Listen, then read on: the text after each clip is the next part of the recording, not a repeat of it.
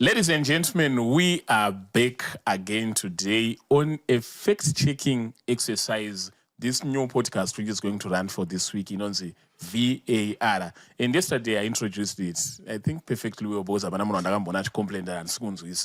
the same way a lot of people, they are fanatics of football. This guy is very easy to understand. We have got what is called a VAR system, a video assistant referee. Where you replay kana paonekwa nge pabatwa bhora, paitwa nge paitwa offside, paitwa nge paitwa foul play, whatever the case, referee anobva anomhanya obva anotarisa pachivhiti-vhiti obva anyasopiwa mafinal details kuti chii chaitika, and then obva apasa verdict. In the same way, that is what we are doing here. We are looking at the debate Apostle T.F. Chiwenga and Evangelist Marufu per the issue yes Sabbath. Saka tiri kuita VAR, which means verification. We are verifying my submissions avakaita kuti are they factual or not, and we are doing an analysis yekuti takunyatsotarisa tichinzvera tichikwenenzvera tichiona kuti haufa, and then topa room for revelation, because zvinhu zvemweya hazvifanira kubva zvangoramba zviri zvinhu zvepfungwa nezvepanyama. And of course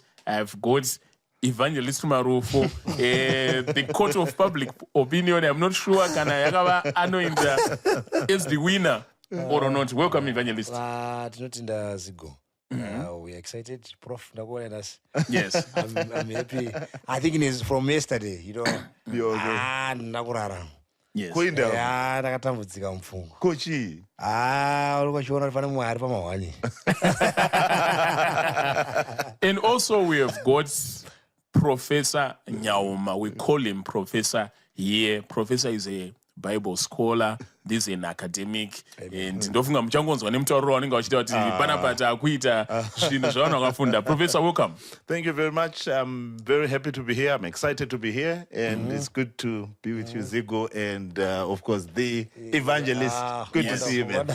Good. And of course, Nini Zigo is a what? Zigo is a journalist. At best. At best, he's a what? He's a journalist. So we are inviting Apostle T.F. Chiwenga to be part of this exercise, whether virtually or physically. And I have to say again, the resources are available to make it possible to do it physically. If it means we have to postpone so that it can happen, then it should happen. We are also aware that today, Apostle T.F. Chiwenga is also hosting another show where he is doing a review of the response that was done by an SDA branch in Harare, Inonzi, Mandara, where they were doing also a review of weekly reviews. This one is reviewing Uyu, and we are all reviewing each other. And I think it's very important because the truth cannot be hidden. Kanata kwira on the mountain top tichitaura nezvao. So we are aware that he's doing that, but we are extending that invitation that he can be part of this.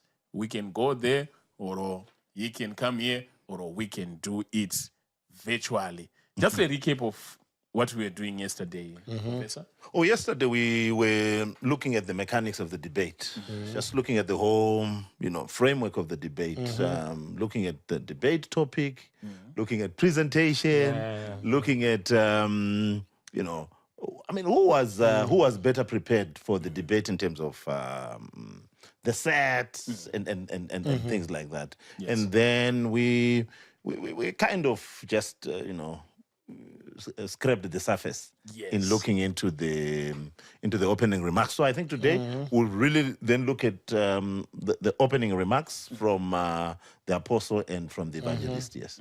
And there's no lippy chatty today is more doctrinal. And also take note with the contribution Evangelist Marufu on this set is minimal. Munozoti evangelist vakamazwa kana muchida evangelist munonyanya wawana vachitaura wauchi vari pastage vachibarisa. No, I don't do the fact check. We are checking the facts. Yes, so without wasting much of the time, we are going to get into the opening remarks of the debate. So we are going to play a clip, and when there's need for us to comment, we are going to pause that same clip and we give our assessment on what we think about this? Is this about witch hunting? Is this about tarnishing? Or kuda kudzikisa level yevamwe vanhu? What is this all about? Not at all. If you're not pulling down anyone, we are just checking the facts. And when you know the facts, you become more informed. Yeah. If you are not willing to be stupid at some point, then you're not willing to learn. Because the first step of learning is it's not nice. You know, it's not nice to know that, oh, I didn't have all the facts on that matter. And when you have been corrected, then your points become stronger. So we are not pulling down anyone. We are not looking down on anyone. We are just looking at the facts. Was it factual? Because also, again, like we said yesterday, in the heat of debate, it's so easy also to say things that are flowery, but not factual. It's so easy to play to the gallery and say things that, people will say and then they start commenting, but far from the facts. So what we are doing right now is check the facts. Yes. So without wasting much of the time, let us get into the opening remarks by Apostle T.F. Chiwenga. And then if time permits, we will also get to the opening remarks by Evangelist Marufu as well. I'm then going to leave Apostle Chiwenga to bring his opening statements for the debate in question. Thank you. Thank you, Bishop. I don't know how much time I have. Can we have the timer on the screen? Yes, you've got 15 minutes, Apostle. All right. Yes, we thank God for today. So many people were very expected and looking forward.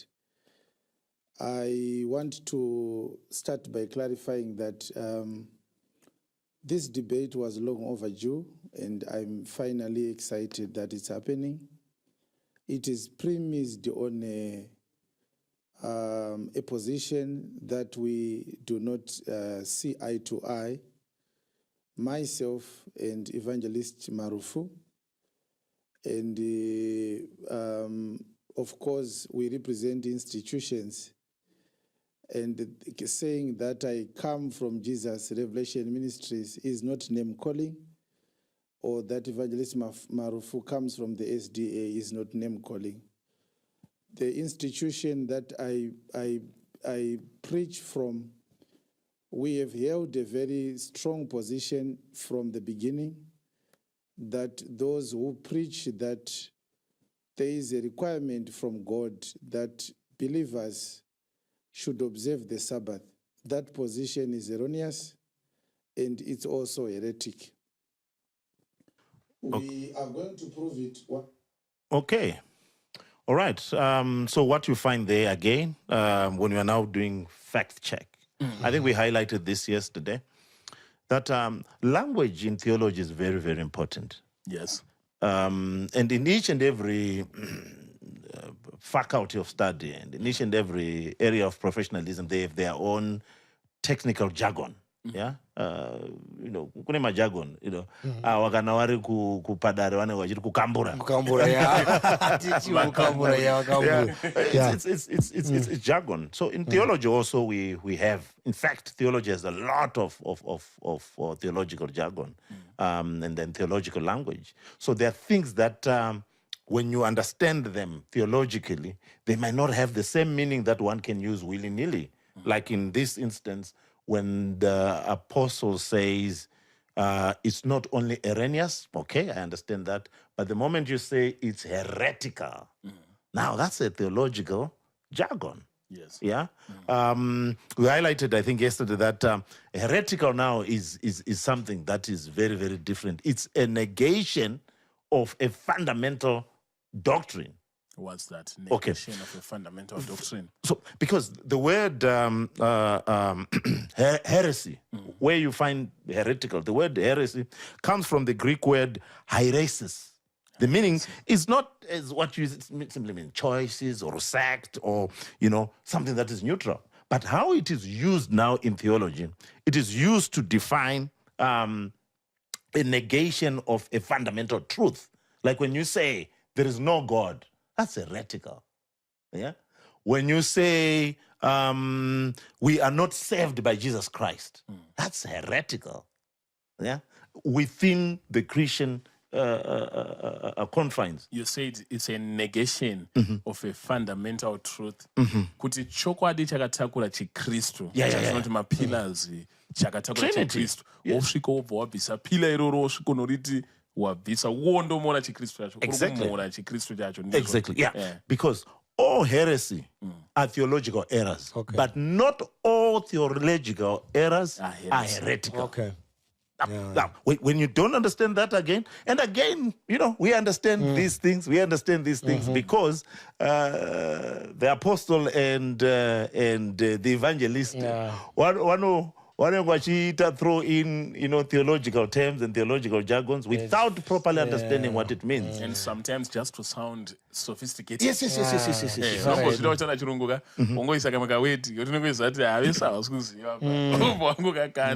Yeah. So in theology, when you talk about heresies, you're talking about, for example, Arianism. What is Arianism?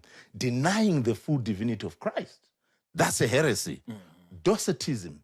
That's a heresy again. Why? Because you're denying the humanity of Jesus Christ. That's what we call heresy. Then we have what is called Pelagianism. Again, that's a proper heresy, denying the necessities of divine grace of salvation.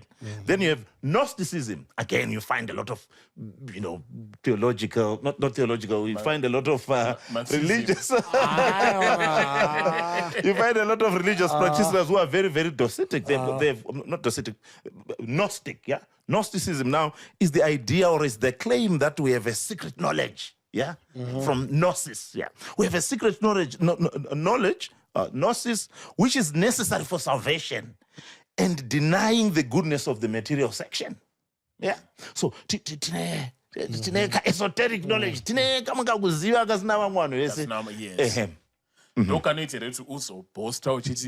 I know the scriptures. I know everything in the Bible.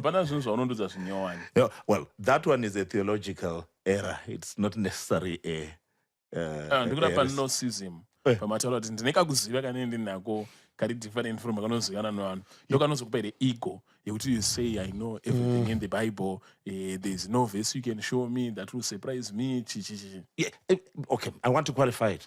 It is claiming that you have a secret knowledge that is necessary for salvation. And this secret knowledge is very secret, and it belongs to a close group that many people do not know. Of course, there are some tendencies that you find of Gnosticism, of people who then say, there are people who have a superfluous, presentation to say, that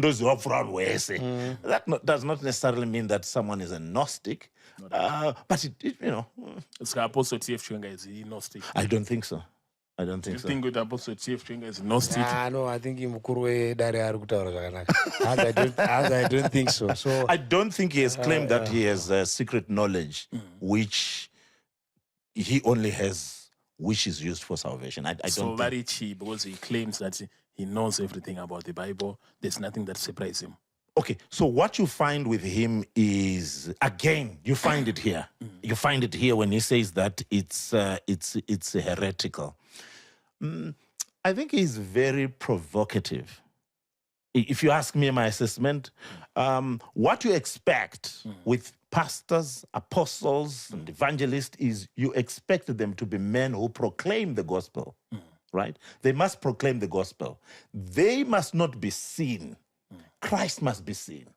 Yeah, there is nothing of them that must be seen, and there must be everything of Christ which is seen. But what you find, in my assessment, I could be wrong, but in my assessment, I think the apostle is very, very provocative. He does not, come out as someone who is after proclaiming the gospel. He is someone who is coming out to provoke many people. So, I mean, when you say the Sabbath doctrine is heretical, that's provocation. And you provoke everyone who believes in the Sabbath. Exactly. You are not then, so it does not then give you an opportunity to proclaim the gospel that you think you know, because everyone now is defensive. Now, and what you also see with him, with people who are very provocative, if they normally say, Christ is great, and I'm also great at the same time. Yet Christ cannot be great, and I'm also great at the same time. One must ascend and one must descend. He must be lifted up. Yeah. But don't you think that's the same attitude of Adventists, of being provocative as well, when they come and say, all of you who are not observing the Sabbath, you are not going to heaven, you are not saved? I don't think we are saved by the Sabbath, but we are saved by faith in Jesus Christ. Yeah. But I mean, that's the approach. Yeah, but you cannot use... Isn't it provocative as well? You cannot use a doctrine to pull others down. Yeah, and again, I'm not digging in on him. It's how he appears to me. How he appears to me. He appears to me as someone who's got a PhD also, not a PhD as in educated PhD, but a pull him down syndrome. Every time when he's talking about someone, he's pulling down everyone, and I don't think that creates opportunities and avenues to proclaim the gospel. Okay. Yeah. Yeah, I think also it reasons to what we see. Because I think you also human mind by beholding you become changed. One on terror now, they confirms. Because there is violence. You see, even in comment section, there's violence. Even Okasha, or Gala, or Anger issues. anger issues, and we are saying, and the Kristo akati achirohana kurohwa akati achitukana kutuka. Iva ine mwoyo wakanga uri muna Kristu Jesu. Akatisiyira mufananidzo tere makwara ake ndanapita kudaro. So I think also, so probably if he's watching, I'm also a victim in this whole issue. I know my time will come. But I think it's a platform where he's also given a chance to reflect. Of course. I see. Because since we say to you, why you go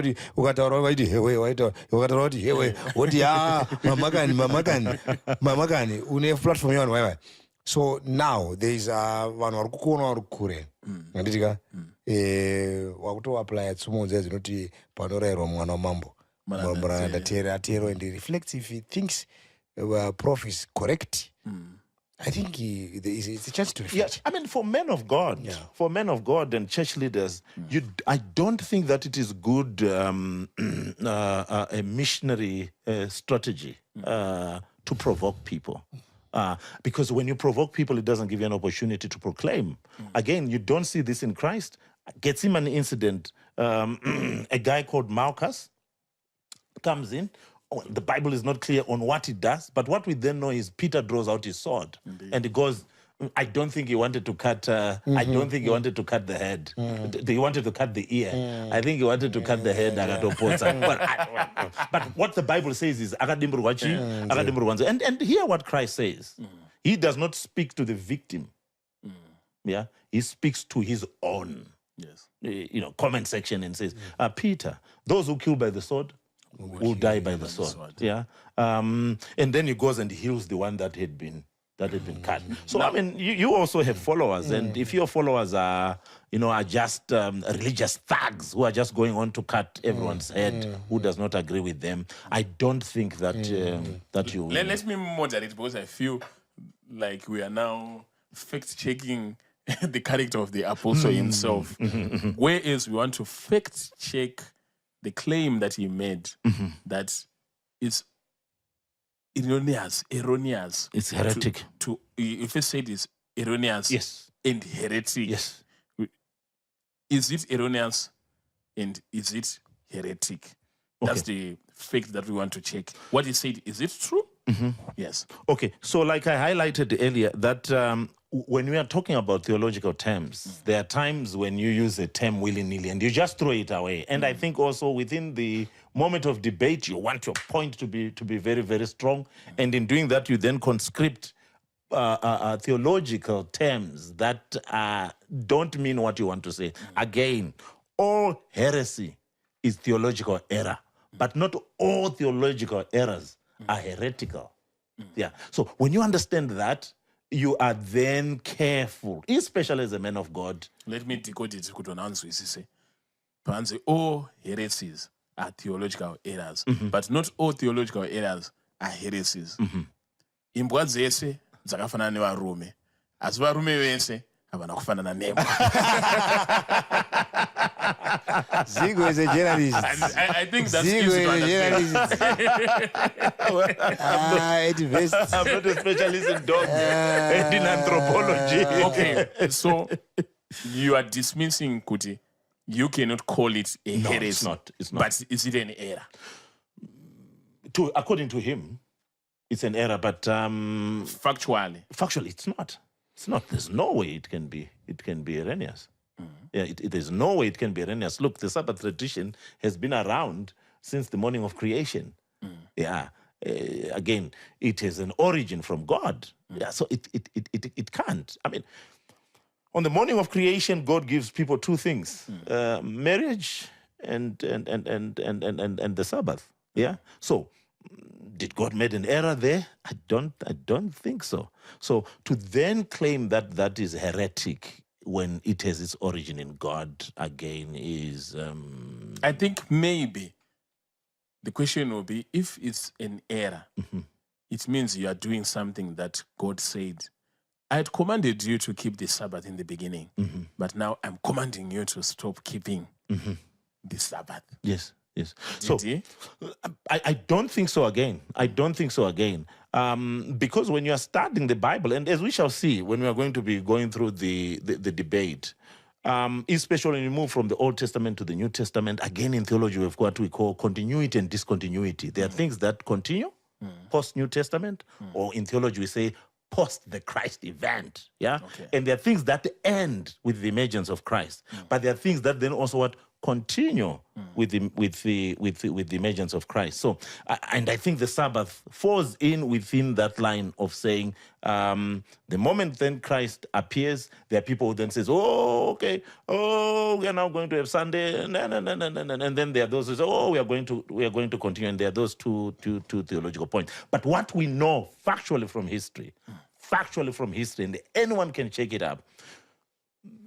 By the time the canon was closed, the New Testament, Panopeza New Testament, people are keeping the Sabbath. Yeah?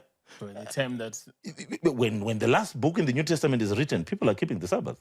First century, people are keeping the last book. We think it's, we debate, but it's between 1895.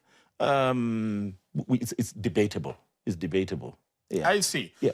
So now the professor, according to the facts that he is presenting, of course, someone will say this is not a fact, this is an opinion or what, but according to the facts that he's presenting, he arrives at the verdict that Apostle T.F. Chiwenga is wrong in claiming that the observance of Sabbath in this age is both erroneous and heretic. Oh, yeah. I mean, it took over 300 years for people to start worshiping on Sunday, and this is a historical fact. It took more than 300 years. So if anyone who had lived, during the first century, if they wake up and they see people going to church on Sunday, they are shocked because this didn't happen during that time. Yeah, but do you have references? And again, we are going to look at it as we look into the debate. Yeah, you then see the changes that are coming in, and there are historical records of people highlighting these changes that were going on. Yeah. So to then label it as a heresy, to label it as an error, you then label it. If it was me, I would say it is a different doctrinal position. My question to Apostle T.F. Chiwenga would be, and I would appreciate if he responds to this, and to everyone who does not observe the Sabbath, but in particular those who are angry at those who observe the Sabbath, who would say you are in error. Because maybe if we would say it's optional, you can observe if you want, you may not observe if you don't want. The question would be to those who deny that you shouldn't observe the Sabbath at all. Is there a portion of scripture where God said, I had commanded you to observe the Sabbath in the beginning. Now, I no longer want you to observe the Sabbath. If you do that, you are sinning. There's no record like that, unfortunately. Maybe Apostle T.F. Chiwenga has a record like that. Well, there's no biblical record. There might be theologies. Yes. that prescribe to that. That's a different thing. Yeah.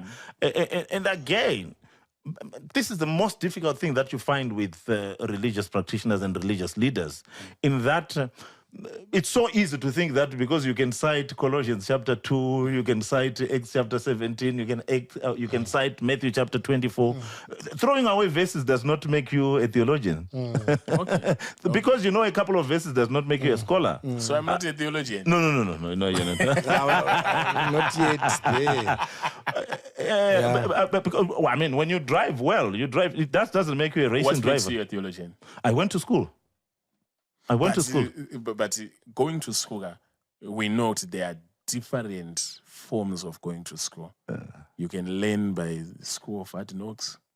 You can be an apprentice just by sitting. No, here, for me, you are it's schooling properly formal education, like formally educated. You know, I went to school. I mean, you are describing yourself as a theologian because you went to school. for theological training. Yes, but I myself, I can sit by your feet, be around you all the time, learning one or two things from you, which I would have learned in school. Can I rightly call myself a theologian? Yeah, well, I don't know. I think the difference will be you need to be tested. Because now just learning, we are learning here, but now after this, there's an exam so that we see if ndiri in line here nezvotaura naprof. Because no one akunzwa zvauri. But now ndinofana kuzotestwa. There's a desk, kuchikoro kune desk rekuti tichiti standards ako. I think ndo pa. I mean, there's informal education, there is formal education, and both are very, very important. Now, look, I mean, there are many idiots who went to school and studied theology, but still idiots, yeah? But there are many people, men of God, men whose hearts are, filled by the Holy Spirit, never been to a theological school, but their hearts are filled with the Spirit of God, they have the right teachings and like that. But again, I highlighted this yesterday to say, Still, they are not theologians. yeah, you can't then claim that you are a theologian. Or you are a doctor because you stayed with a doctor. No. I think Professor is right because even hatigoni kutaura kuti tima theologians. Now tikaparidza sei tikakanzwa sei, there's no hapana zuva richasvika roti unonzwa nchiti in evangelist I am a theologian. I can't say that. Ndikanga ndagara ndasi ndiri pana makumbo aprofessor ndipo akati ndakanga ndiri pamakumbo agamariel. It's a privilege. Of course. Hearing from professor, but I can't say after this I'm now a professor. publicly. Yeah, theologian. I think and the main difference that you find between us Bible scholars and Evangelist Marufu and Apostle Chiwenga is these guys are concerned with a noble work of affirming faith. Yeah, they are affirming faith. Yeah, and this is a noble work that is done by all pastors from all denominations. They are concerned with affirming faith. Yeah, so they are concerned with feelings. They manage the feelings of the people using the Bible. Feelings of the people, feelings of the people, feelings of the people in the different aspects of life. On the journey of life, pastors are there. They go with you. They come and they ordain, anoint. praying. Child dedication, I mean. Yeah. We are dedicated. They are with the people, right? But when you come to us scholars, we are not concerned about how you feel. We are concerned about findings. Yeah. So that's the one of the big difference that you find between Bible scholars, theologians, and pastors and priests and apostles and bishops and all of that. Yeah. Ladies and gentlemen, panapa tiri kuchera pachitubu. Hallelujah. Inenge chiramba chibuda mvura. Zvekuti makangochera apa yobva yatanga kuwedzera. Ndofunga kuti handingori papoint ye-erroneous and heretic, but tatozosvika pakufunda zvakawanda. So let us go through the clip as we listen. Tichita fact check. Ipapo patoita fact check, tichiverify, tichianalyze, papa patozobudawo ma-revelation. People maona kuti revelation. Let's play. The word believer is not understood properly. It is a New Testament phenomenon. There are no believers in the Old Testament. No, go on. But we need The children to. of Israel were not believers. They were covenanted people. God did not expect them or ask them to believe in order for them to be called a nation of God. The Jews were taken by God through a covenant which started from the Abrahamic incidents Post that one also. where God. So here there's a claim that both in the Old Testament, this one is a representative of the Old Testament, this one. Okay. Brand ambassador. Okay, Old okay. Old Testament. Testament they got it. Yes. Saga, there's no requirement from the Old Testament and the New Testament that a believer should observe the Sabbath. The Sabbath is for covenanted people, the children of Abraham, the children of Jacob, those who got into a covenant, not through doing what is good or believing or accepting the gospel, but just because they were born into a covenant of circumcision. Is that factually true? Not at all. Not at all. Not at all. Not at all. Why would He got you it say wrong so? there. He got it wrong. So the apostle makes 4 bold claims. And again, he has this tendency of throwing things, man. Throwing things without properly, and Looking at the gravity of the matter. So number 1, he says believers is a New Testament construction. I understand that. I understand what he means because he's coming in from what is known as a New Covenant theology. Yeah? So they say that believers are a New Testament phenomenon. That's point number 1 that he highlights. Then he then says there are no believers in the Old Testament. That claim number 2. Then he goes on to say number 3, the children of Israel were not believers. Fambe, taught, precept upon No. precept. There's another one.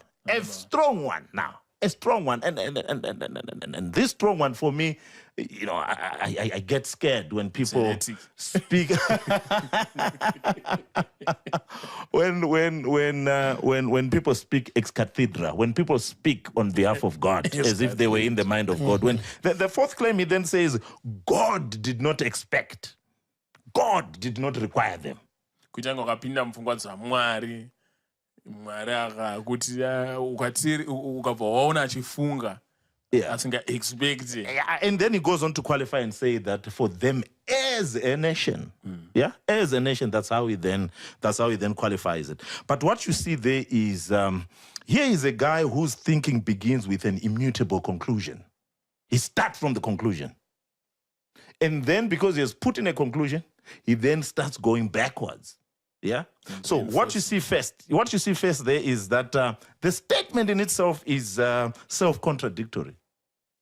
The statement itself. Yes. How is it self-contradictory? And rest on a biblical and logical, unattainable foundation. Now, how is it self-contradictory? Number 1, the first assertion says there is no requirement. Right? The second one then they says there are no believers in the New Testament. Now, that secular thinking. Yeah? It's like saying hakuna vanhu vapfupi vanovhumirwa kuchechi kwa Apostle Chiwenga. Obva vanoti kuchechi kwa Apostle Chiwenga hakuna vanhu vapfupi.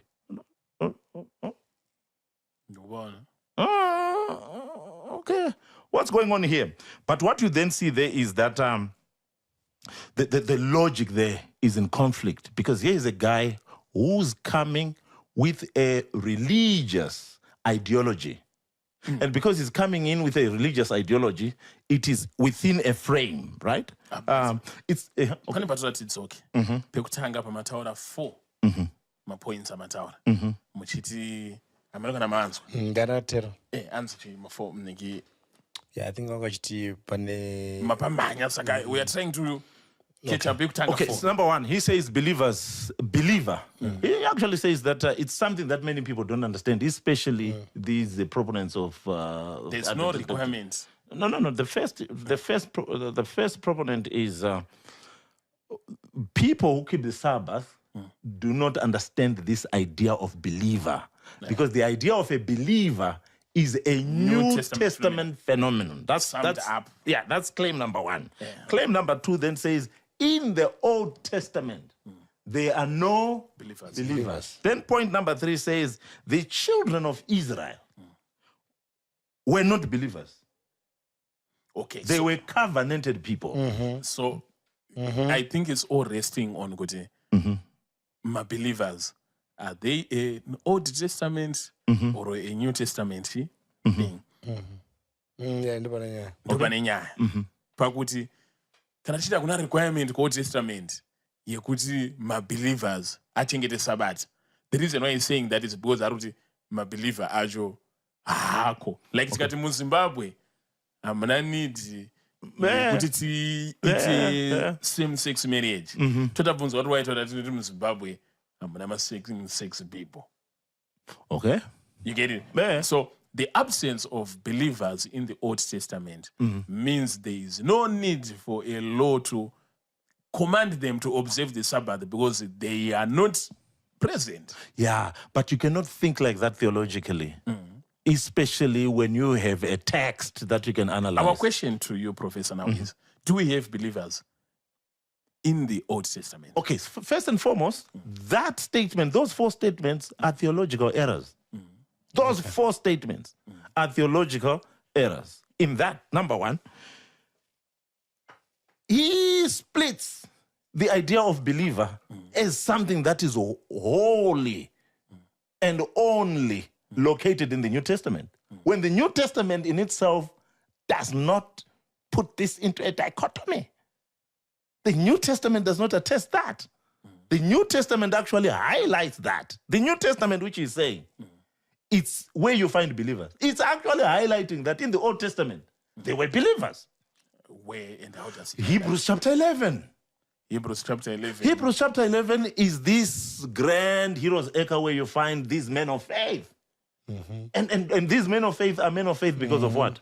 We talk about Pacheco factor. Because they were believers. Because they were believers. So when you look at Hebrews chapter 4, now, especially for him, and what you most find, people who are watching are not Bible novice. Saka mvangeri chingotudzira kuti paHebrews chapter 11 vatendi vangori bonde vapi vangasati vakamboiverenga ndandakaverenga ndizvozvo inoti zvinokutenda ndo zvinhu zvatinotarira nje nekutenda tinoziva kuti nyika yakanatsorongedzwa nezvi raMwari nekuti zvinhu zvinoonekwa hazvina kuti nezvinhu zvinoonekwa nekutenda tinoziva kuti Abheri akaisa chibayiro. It's the whole of fame, the whole of faith. Abheri kunyange afa achiri kuti ndake yakupinza wana Abraham nekutenda Abraham batona mfangi. Wana Abraham. But instrumental state. Yes, wana Noah nekutenda Noah akavakira mhuri yake areka. So it reaffirms kuti Hebrews chapter 11 I think mavamato settler the fact checking. Because Abraham arunzi tiri kutenda akaona guta akabva muguta raanga ari irungoedzwa by actions angari inspired by believing what God had told him. I think verse 6 inovhera kuti kana pasina kutenda hazvibviri kumufadza. Exactly. Ana yakwara anofanira kuuya. You have to believe. You have to believe. So the mistake here, the theological error here, and the way he misses the fact here is that he thinks that there are no believers in the Old Testament. And because there are no believers in the Old Testament, it is because they are covenanted people. When the Old Testament and the New Testament attest to the fact that belief precedes covenant. You believe first and the covenant comes. Follows. Because there is a covenant does not mean that there's no belief. In fact, belief precedes covenant. And you find this in Romans chapter 4. Romans chapter 4 is actually addressing this kind of thinking. Romans chapter 4. And it says, what? What then shall we say that Abraham, Yes. our forefather, according to the flesh, discovered this matter, right? If in fact Abraham was justified by works, he had something to boast about, but not before God. Now, but what then does scripture say about Abraham? Abraham believed God and it was credited to him as righteousness. Which means Abraham is a believer. Yes. And Abraham tanga Old Testament. Because righteousness is not something that is credited. Yeah, it's righteousness is credited rather. Righteousness is something that is credited. It's not something that you earn. Yeah. So he argues that when a worker receives wages, it is an obligation. This is Paul now. It's not a gift. But for Abraham's righteousness was a credit. That's verse 4 to verse 5. A gift of grace received through faith. Right? So now, you know what is interesting? This thing that you're talking about, Evangelist, it happened before circumcision. Okay. So, when Abraham is credited for faith, this is before the covenant of circumcision. And this is in Genesis chapter 15, when he's credited for faith. Now, when is Abraham circumcised? Genesis 17. So what came first? Belief. Faith. Belief. So, you cannot have a covenant if you don't believe. Because a covenant is a social contract between two people. So, when you say that Old Testament people, you don't find believers, I think that's overshooting it. The professor is fact-checked. So you go to Romans chapter 4, verse 11 again. Actually, when you look at Romans chapter 4, verse 11, it's actually theologically addressing people who have this idea of thinking that we have all that we need because we are within a covenant. Right? And then, no. I mean, you need belief. You can have a covenant and covenantly lost. You need belief. And as the apostle highlighted, as the evangelist highlighted, it is impossible to please God without what? Without faith. Yeah. It is impossible to us. Ya ndovana ziko kana kugara watadza kugara watsva Pachekwa fact. Yeah, it's clear check that we are excited. We're excited. So let us go on with the clip if your submissions are over. No, but then he also then addresses people who are also of a different kind of thinking. And again, it is Paul. So you have these people who think that because we have a covenant, we don't need belief. Yes. And this is the kind of thinking that you see. Then you have people who think that because we have belief, there's no need. We don't need a covenant. So when you go to Galatians chapter 3, verse 6 to 7, so Abraham believed God, and it was credited to him as righteousness. Understand then that those who have faith are children of who? Of Abraham. So what you see in Paul here is that he makes a stunning claim that the gospel was preached to Abraham, right? The good news of salvation by faith, which will bless all nations. And that was not plan B after the law. You see? It's something that is coming in not because the law has failed. It is coming in because there is belief, there is faith. So what you then see, again, where the apostle makes a terrible mistake is that he ignores that in many times Israel is punished because of lack of belief. You have the covenant, but you don't believe. You don't believe. Like by murenje nyaya dzavapanishirwa kusabelieve. Just give us a few instances where the Israelites were punished because of lack of belief. Well, there are many instances he can do that better. Professor. Exodus 16. Yes. Yeah. Exodus 16. What happened there? Exodus 16, they were given manna. Vakaudzwa kunzi hafana kurara nayo. But manna vairara nayo. They didn't believe kuti mangwana inoyaimufish. Vaiudzwa kunzi munoinonga on the 6th day. Inofanira kunge double portion. Going Exodus 16 verse 17. Verse 27. They didn't disobey the commandment out of kuti todango disobey. They disobeyed because they didn't believe kuti chapiwa mangwana. Deuteronomy 8 verse 3 inoti Mwari akakuzivisa nenzara akazokupa mana. So because vakabenge vaita nzara mana ikazuya, so vaifunga kuti kwekasanaya futi takambodhira upiwa chikafu ichi. So ukaverenga verse 27 because vakatanga kuda kunotsvaka mana on Sabbath day. Mwari akati muchasvika rini musinganditende musinganditeerere. So we hear of that. We also see of Exodus 17, pane mvura yakanga yapia paErob. We see Numbers 11, verse 4.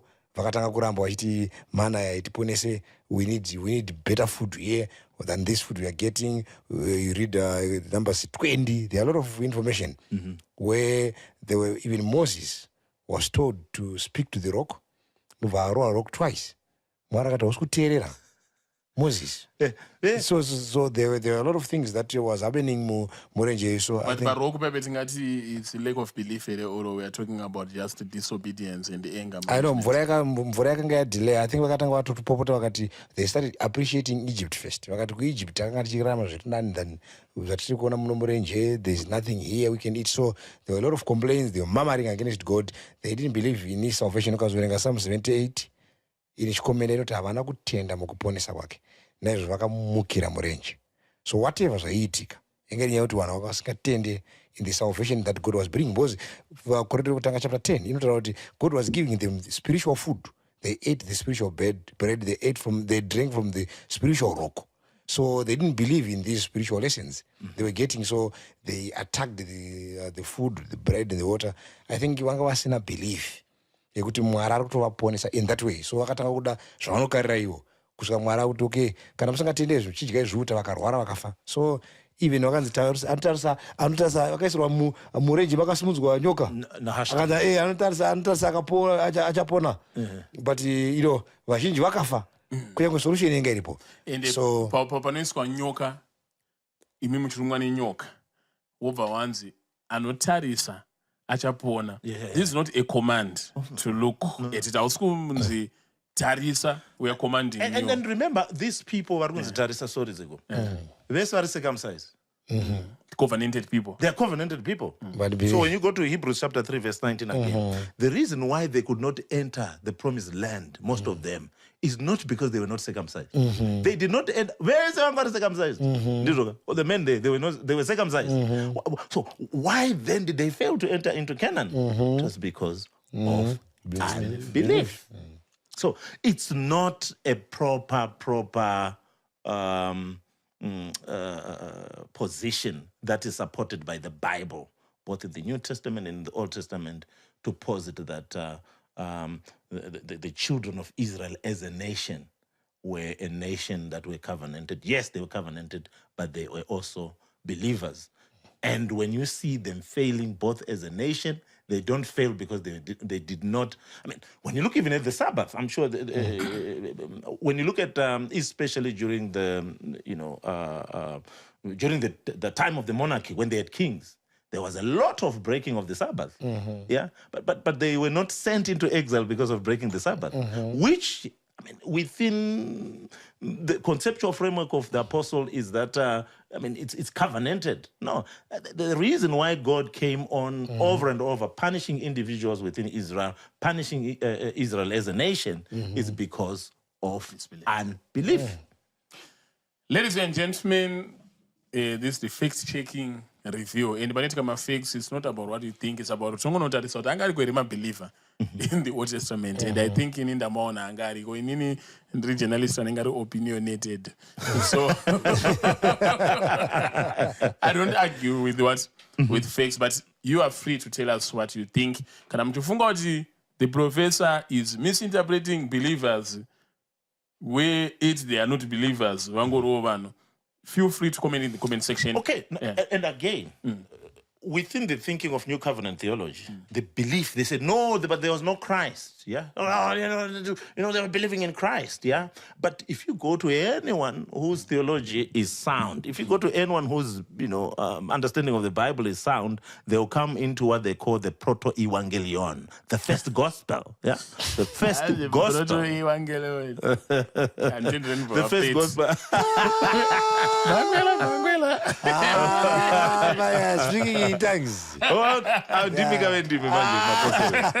What is the proto-evangelion? So when you come to Genesis chapter 3, and there's that proclamation, and this is not something that is far-fetched, that the serpent shall bruise your heel, but the seed of the woman shall squash the head of the Verse 15, snake. yeah. So that is proclaimed within Christian beliefs, within Christian doctrines, as the first gospel, which then proclaims the seed of the woman who was coming.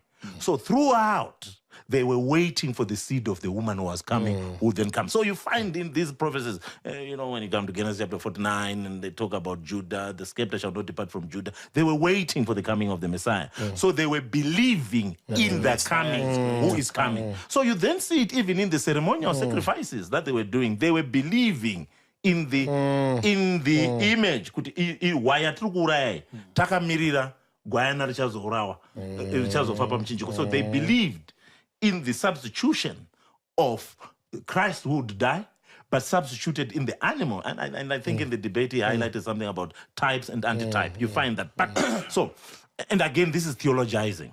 I'm now theologizing. Yeah, I'm theologizing. So you can criticize this. This is not a fact, but I'm theologizing. So what you then find within belief in Christ, and this is what Christians believe, that you find Christ not just in the New Testament, you find Christ in the Old Testament. So one who is the pillar of cloud by day and is the pillar of fire by night. Is the fourth man in the fire in the book of Daniel. Yeah, I mean, he's the one who comes to Moses, to bear Moses. I mean, they say you find Christ. Job, I know that my Redeemer lives and he shall stand on the last day. So they locate Christ in the Old Testament. That is to say, they were believing in Christ who was coming. Now, from the moment of the emergence of Christ, they believe in Christ who came, who was there. Emmanuel, God who lived with his people. Now, what about Christians who are living now after Christ has ascended? They believe in Christ who came and ascended. Christ before, Christ who came, Christ who was, who is, and who shall ever be. So the idea, and you find this in what is called the messianic concept, to say they believed before it came. Is that your Hebrews? They saw it from afar, and they believed before it came. But Vakararama in the first century, they believed because they saw him in person. These ones who are now believing after he ascended, they believe in what he has done. Because Peter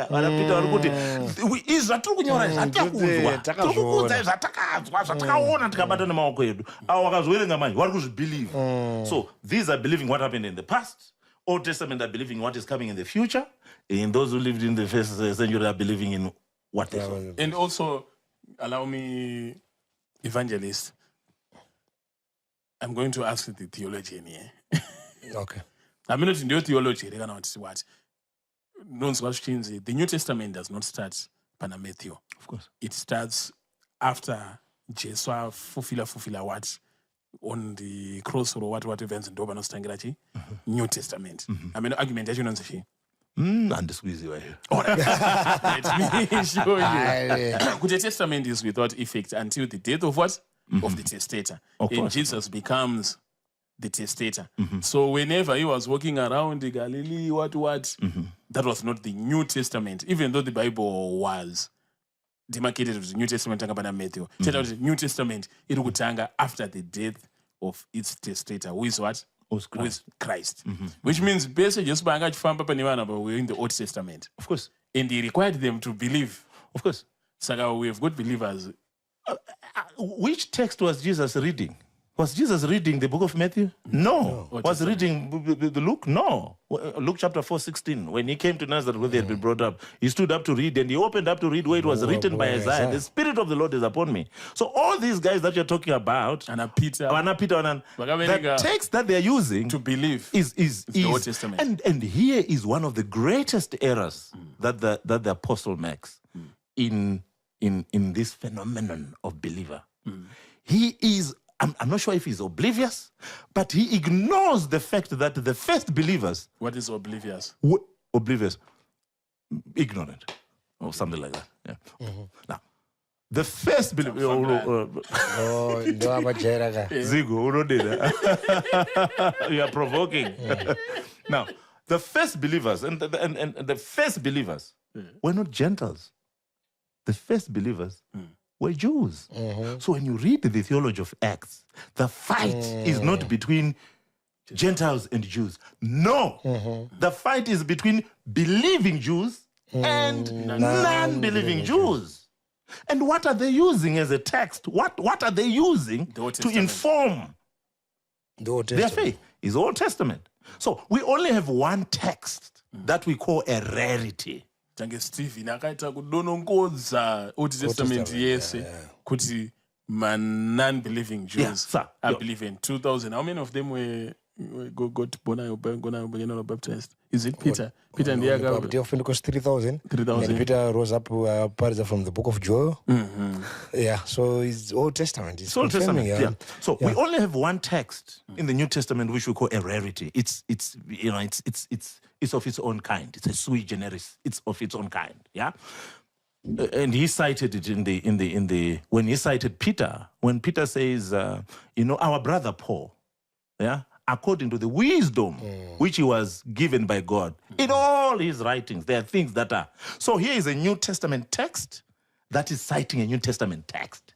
Okay. You hardly find those kind of things. Many a times the New Testament is going to the Old Testament. You hardly find a New Testament text citing a New Testament. They may be there, but one that we can point in record accuracy, pinpoint accuracy, is when Peter cites the writings of Paul, which both are within the New Testament canon.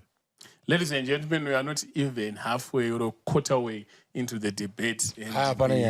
Number of facts that are being I think I'm also dissecting Colossians 2:16, understanding yayo paruti ma feast of meats, drinks, ma moons, more. That's Old Testament. So Paul is referring to Old Testament text.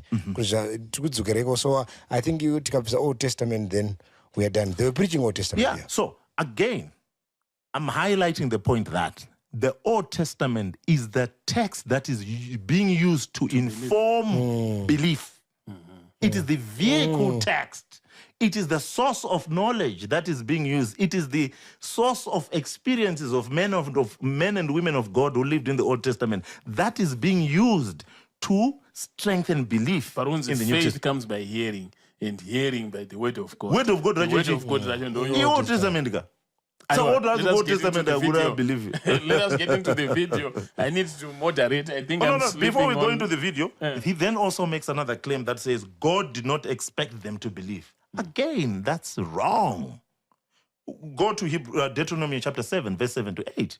God expects them to believe. Deuteronomy chapter 7, verse 7 to 8. He's a journalist. I can take your Deuteronomy chapter 7, verse 7 to 8. Then also look at Habakkuk chapter 2, verse 4. God is saying that the righteous will live by what? By his faith. In Habakkuk chapter 2, verse 4. Faith is all about believing. God expected the righteous at that time to live by faith. Yeah. So the nation was judged for lack of faith, not merely the breaking of a ritual. So were they believers in the Old Testament? Yeah. Definitely yes. So here again, the apostle makes a claim that is not factual. Well, ladies and gentlemen, let us go through the video. The Jews were taken by God through a covenant which started from the Abrahamic incidents, where God then committed through Abraham. Yeah. Okay. Pause that again. Going to give birth to an.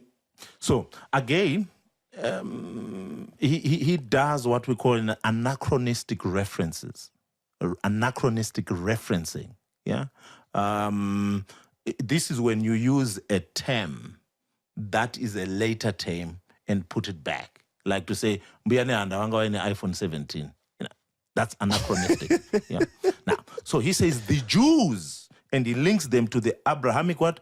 Covenant. No. The moment you talk about Jews, it's Israel. The moment you talk about Abraham, it's Israel. So, Karamaudo Israel. Abraham. The moment you talk about Jews, it's an identity that is post-exilic. Babylon. Jew. You cannot use these terms interchangeably. But you see, if you're an apostle, you don't have theological training, it doesn't matter. But if you have theological training and you understand proper terminology, Jews, post-exilic. Totaura nyaya maJuda, Jews, not Judah, Jews. Ndopatinoti mungopapatsanura quickly. Israel, 12 tribes. Israelites, all of them were descending from Jacob. They're descending from 12 Jacob, sons and of there are Jacob. 12 sons of Jacob. We are talking about the 12 tribes, Including Israel. Judah. In Judah, urimo mkati. Now, the moment we talk about Jews now, the other tribes have disappeared. Akusisina. Patakutaura nyaya yemaJudah, Jews rather. Again, the terminology here. The moment we talk about Jews now, we are now talking about not the 12. They have already disappeared. You can't locate them after Babylon, after the Assyrians. You can't locate them. So the identity that they have now is when they have what they call the kingdom of Yehuda, the kingdom of Judah, which then becomes Jews. Jews is not coming from Judah, the son of No, Jacob. it's an expression. No, it's an expression. It's an expression. The idea that I want you to see here is Israel, 12. Jews post-exilic. Post-exilic. Israel, tisati tatombotanga zvekuti ana mambo, tisati tatombotanga zvekuti kwana David, tiri kutaura nyaya chi? Israel. Tichiri kuenda kuEgypt. Tichiri kuenda kuEgypt, tichibva kuEgypt toenda taane madzimambo, toenda tozotorwa, toenda Israel iyoyo. Pavanongoenda kuBabylon chete, hatichati Israel. Post-exilic. Post-exilic. Tadzoka kubva kuBabylon, takuchiti chii manje? Wapinda- Takuchiti Jews. Post-exilic. Takuchiti Jews. So what you then find in referencing, especially in the New Testament, is they have that identity. So when Peter is preaching on Acts chapter 2, he's saying Israel, but Israel no longer exists as we know it. Yeah. When they saw about the 12 sons of Jacob, they no longer exist as we know them. They now exist within this identity that is known as what? As Jews. Post-exilic. There is nobody today who is observing the Sabbath. Anybody who claims to be observing the Sabbath is only not understanding the true prescriptions of the Sabbath. In short, hakuna munhu izvezvi ari kuobserva Sabbath. Those who claim that God rested in Genesis chapter 2 and that's where Sabbath started have not understood how to read the scriptures. The Genesis chapter 2 scripture does not say God observed the Sabbath. It says God rested. The word Sabbath appears for the first time in Exodus chapter 16, which was an instruction. Right. This is Apostle T.F. Chiwenga, and this is a bold claim. And there's nobody today. We have got here a Sabbath fanatic. Muswe Friday, omuwane murume oyo. Anenge achiti ndiri kuchengeta Sabbath murume oyo. Anditi. And then Apostle T.F. Chiwenga says, there is nobody today who is keeping the Sabbath, or rather, nobody today who can claim that he can keep the Sabbath. Munenge muchikipa chiko musi weSabata. Bozanzi kukipa Sabata hakusi kungoti Mwari muna Genesis he rested, he did not observe the Sabbath. Uye kukipa Sabbath from his arguments hakusi kungoti tiri kuti hatisi kushanda nhasi pane maordinances anofana kuteerwa, pane temple inofana kunge iripo, pane zvinofana kunge zvichiitwa. So there's nobody. So that is what we want to ask the professor now. Kuti the claim by Apostle T.F. Chiwenga simply said it's impractical today for you to keep the Sabbath. Okay. Is it true? All right. So again, let's check the facts. Let's check the facts. There are two claims here. And both the claims are very, very old claims. And what people should also understand from the things that are being highlighted by the apostle is these things are not originating with him. Because he's raising these things, it does not mean that he's the originator of these things. And sometimes people speak about things passionately. These are old. I mean, they are very, very, very old things and old arguments that are being raised over the Sabbath. So let me start by highlighting the first one on the idea of no one being able to keep the Sabbath, right? Now, this argument again comes from the concept which he calls the instruments of the Sabbath. Yeah? Well, we don't know what instruments of the I get what he's saying. I get the concept. But theologically, we are now talking about the ceremonial aspects of the Sabbath. Of the Sabbath, not instruments. Ceremonial aspects of keeping the Sabbath. Now, what are these things? Now, again, let me start by highlighting that claim again is not factual. How is it not factual? The command, you find it on Numbers chapter 28, verse 9 to verse 10.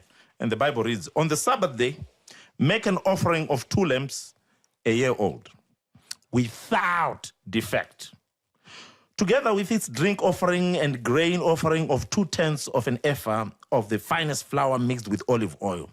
This is the burnt offering of every Sabbath, in addition to the regular burnt offering and its drinking offering. Now, so what then it means is that there is a special burnt offering of 2 lambs was commanded on the Sabbath. Now, when is this coming? It is coming in Numbers chapter 28. Now, this is where the ceremonial aspect of the Sabbath is coming. It's not coming in on Genesis. It's not coming in on Exodus, which he highlighted. It's coming in Numbers 28. Vanhu pamuti ceremonial to decode for a lot of people who might not understand. Kuti kana tichiti tikurova guva pachivanhu, tichafana nge tichidira doro pasi, tichafana nge tichiteketera, tichafana nge tine masvikiro, something like that pachivanhu chinenge chichiitwa chaiya. Kuti pasina zviito izvi, zvirango izvi, hatina kuita maceremonial aspects in that type of ritual. Exactly. Ndozvakafanana nepamuti musi weSabata wacho pakutora nhau yegwai, pakutora nhau yedrink offering. Is that the same? Yes. It's the ceremonial aspect. So you have ceremonial aspects of anything in any culture. The one that you have highlighted is one. Tinemtemo not. Again, this is the difference. There is a code of conduct. Aurore munhu mutupo wako a person of the same totem, right? Kana wada kurora munhu ane mutupo wako kare maicheka ukama, there was a ceremony that was done which was speaking to the ethical conduct. So there is a ceremonial aspect, there is an ethical moral aspect. So to then negate the ethical aspect because of the ceremonial demands is really, really theological nonsense. Yeah. Now, but let's go. Now, he then says, so you need to bring in these. Wrong. People didn't bring in these. Families didn't bring in these. Kumarain, they didn't bring in these things. These things, these lamps that were being brought, they were added ku mukazauraiwa daily, such that on Sabbath you would kill 2 extra. But zvaisaitwa nemhuri kuti mhuri yekwa Marufu vanoenda nekwawo, kwa Chiwenga vanoenda nekwawo, kwa Zigo vari kuenda nekwawo, kwa Nyauma vachienda nevakabata. Zvaiitwa nationally nemupriest. Saka zvaisatadzisa uyu kuchengeta kwake Sabata ari kumba kwake. Because of the national ceremonial aspect of adhering to the Sabbath command, right? So the text here, when you look at Numbers chapter 28, I mean, it states 2 things. Number one, the 2 lambs in addition to the regular burnt offering, right? Now, in practice on a Sabbath day, the priest would offer the morning daily lamb, the 2 special lambs that were killed on Sabbath, and an evening lamb. So which meant that on Sabbath, pairawa mugangan 4. Now, it's the 2 ids dzagara dziripo. It's the 2 ids ndo dzauya the special on Sabbath. But 2 ids hadzisi kubva kumuri. Dziri kuitwa chi nationally. So these 2 ceremonial aspects of the Sabbath did not hinder individual observance of the Sabbath. So to then take that which did not affect individuals and bring it today and then say because it was done there, even back then, people didn't do it as individuals, they did it as a nation. To then say what was done as a nation cannot be done as individuals, to be honest, it's theological foolishness. Yeah.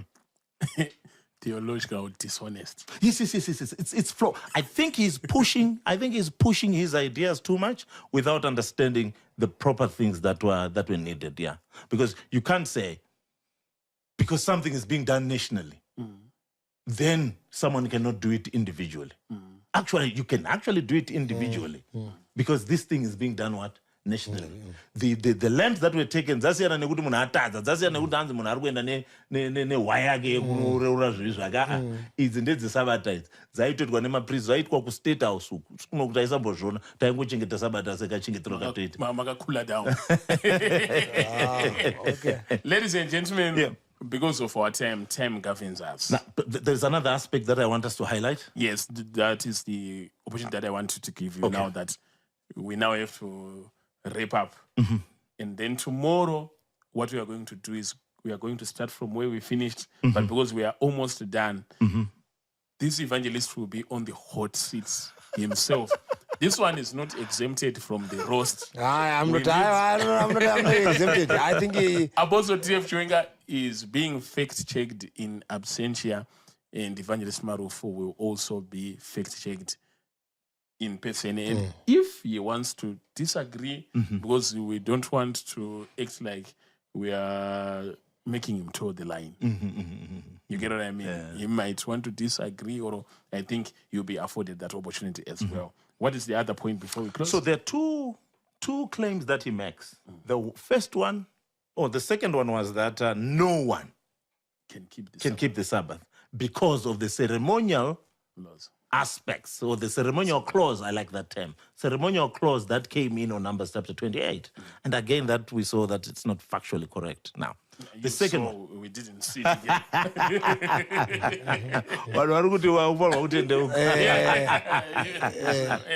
Now, the second one, or which was the first one initially in his claim, is that the word that is used in Genesis chapter 2, hapana kushandiswa word rinoti Sabbath. Pakanzi God rested. Again, that is theological deception. Theological. God didn't keep the Sabbath. Yes. He rested. He rested. Why?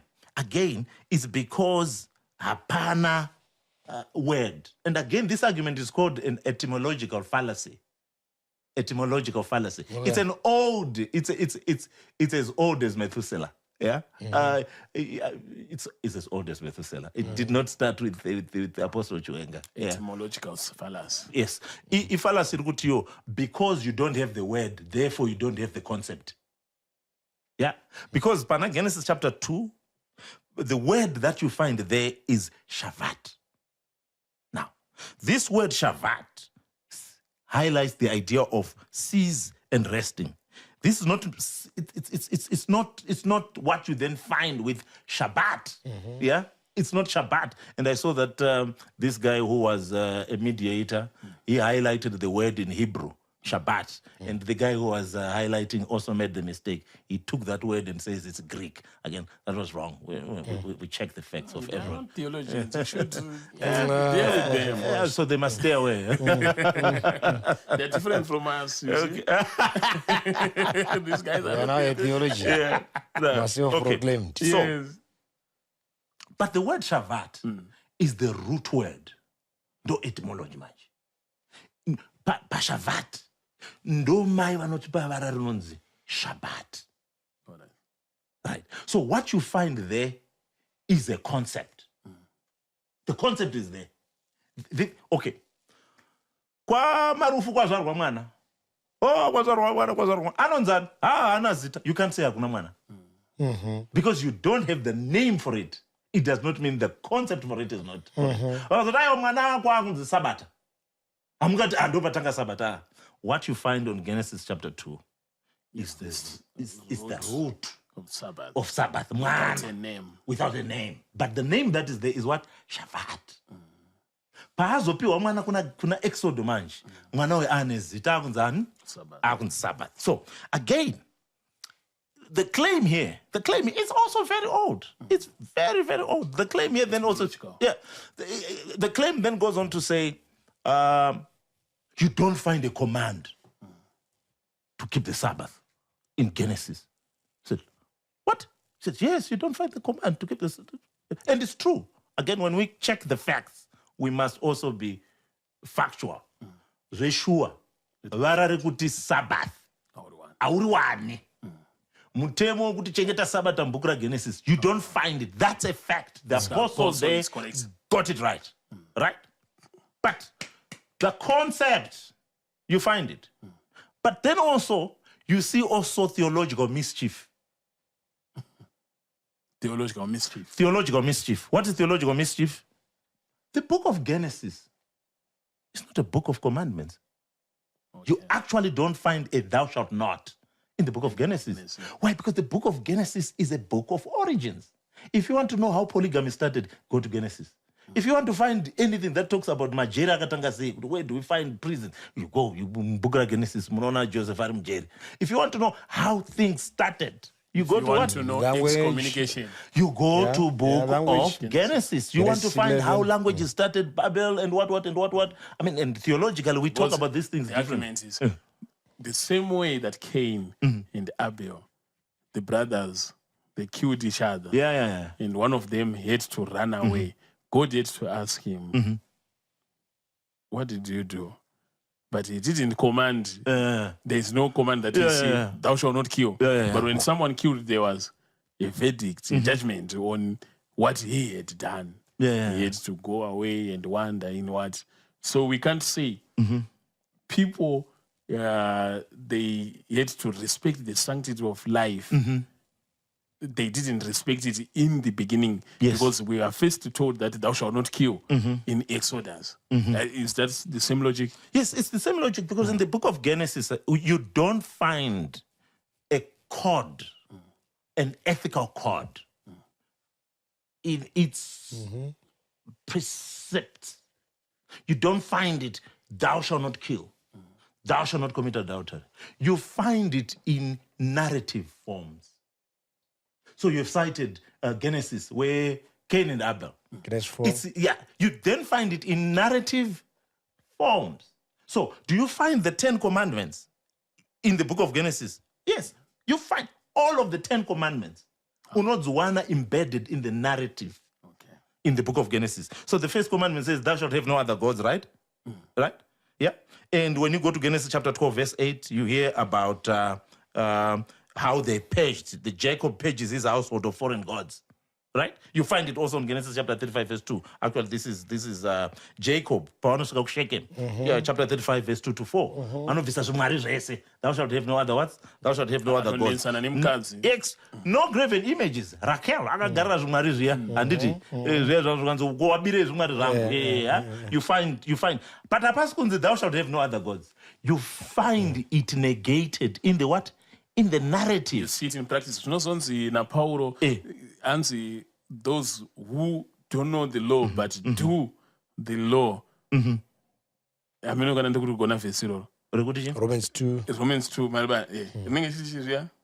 Vasine murayiro vari ku Asi vachiita murayiro. Of course. So, yeah, exactly. You find it in the narrative. Thou shalt not say the name of the Lord in vain. You find it. Also, pana Jacob paya, torra mgomo wake udangwe paya, panenge anyepera baba wake, oenda onzi ndibate, onzi wakurumidza sei kuiwana mwana wangu zvikanzi, Mwari wenyu. And saying the Lord's name in what? In vain. The idea of the Sabbath, you find it in Genesis 2. Hapana kunzi chengeta zuva reSabata uri chengeteriwe dzvene. The Genesis is not a book of laws. But in the narrative of the patriarchs, you find the ethical code embedded in their daily lifestyle. Yeah? So it's not just the Sabbath commandment. Honor thy father and thy mother. You find the rule of honoring your father and mother harms dishonor to his father. You know, remember, Genesis chapter 9, verse 22 to 25. Esau's marriage is narrated as a grief to Isaac and Rebekah. Honor thy father and mother. Jacob's obedience to parental counsel about marriage is recommended again in Genesis chapter 28. Yeah, and Isaac's dishonor, Genesis 27. Thou shalt not kill. You find thou shalt not kill. But Canaan na Abel. Thou shalt not commit adultery. Joseph achitiza. You know, what are you finding there? Hapana kunzi Joseph urutiza ndepapa kanyorwa nzusaita adultery. It's there. And Joseph is praised as morally upright. Why? Because atiza my Potiphar. But mtemo wacho wangu wakanyorwa papi, mawandefa acho angari papi, you find it in the narration. So you can, it's actually biblical illiteracy to look for commandments in the book of Genesis. You can't. Thou shalt not steal. That's powerful. You find it That's again. powerful. There's a lot of stealing that you find. Jacob, plunder, shake him. Yeah, thou shalt not what? Thou shalt not steal. But you don't find. Akasatoregerera futi vana vake pavakanoponda vakwasha Dina. Exactly. But So, thou shalt not kill. Apana. Why? Because in Book of Genesis, son. Mbukura Genesis abuna mtemo. Mbukura Genesis tinechi zvakatanga sei. Saka ukauya manje theologically woti aiwa. That's powerful. This one is a Muna professor. Genesis. Muna Genesis amuna kunzi thou shalt not saka. This one is a professor. Kana ndauza sabata rakatanga sei. Unoenda kunani? Kuna Genesis, which is what? Tiri kutangira papi. It's not starting as a ceremonial. It's starting as a memorial of creation, remembrance, redemption, and what? And freedom. You find it in the book of Genesis. Karaoda zemtemo. Chienda kumtemo Levitico, Exodus, not Exodus, Leviticus and Deuteronomy. You find the laws there. Why would you want to look for laws in the book of Proverbs? Kuenda muhistory yechimurenga unotsvaga constitution yezimbabwe yakauya 19 chakadaro. It's not even that. Kuenda ka mu-constitution yezimbabwe uchida unotsvaga ma-laws ezifa. Aiwa, Professor, with the indulgence, allow me to close this. Thank you. Ladies and gentlemen, I think we have reached the end of the fact-checking review. We would have wanted this to go on and on and on, but because we have some weaker brethren here, like me and the evangelist, we have to find some time for us to decode and so what we are going to do on the next episode, we are going to look at the remaining part. I think something like 3 minutes from Apostle T.F. Chiwenga, and then we get to Evangelist Marufu. We are going to look at what he submitted extensively, and there is no fear nor favor. Nekuti varipo hatisi vanyara nekuti varipo ndosaka tiri kutaura takavapira gods.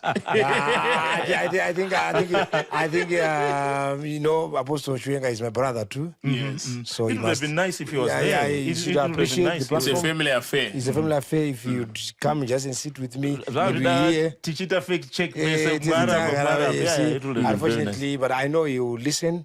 Okay. If there's any unfairness, probably you respond as always. So, but we appreciate what Prof is doing for us.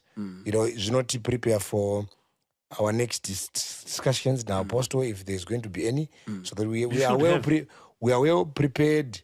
You see, so that my loopholes is tanazoita maresearches edu kana tisi kuenda kuvatheological togara taavoida izvozvo tozoti ana musiyamwa achazotariswa so that vanotitirawo tsitsi ndiri kuona mumwe wangu akachibhorwa zvikuru so but it's fine my friend, next time it's me. So thank you very much. No, I've got yours also coming. I feel free, Prof. No, he was also doing something.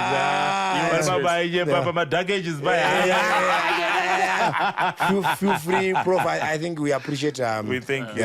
We hope even the audience will appreciate. So continue sending my question on the number that we provided on the prom. Keep them as brief as possible, because I see a lot of people, you are not sending questions, but you are actually making submissions. And for submissions, we invite people when the time is right who want to give their submissions the same way that we invited the professor. So this is not the time to do your submissions. This is the time for you to send your questions. Make them as brief as possible. If you see with that, it means my question, my short one. Share the video to as many people as possible and invite a friend. And with that, we are out.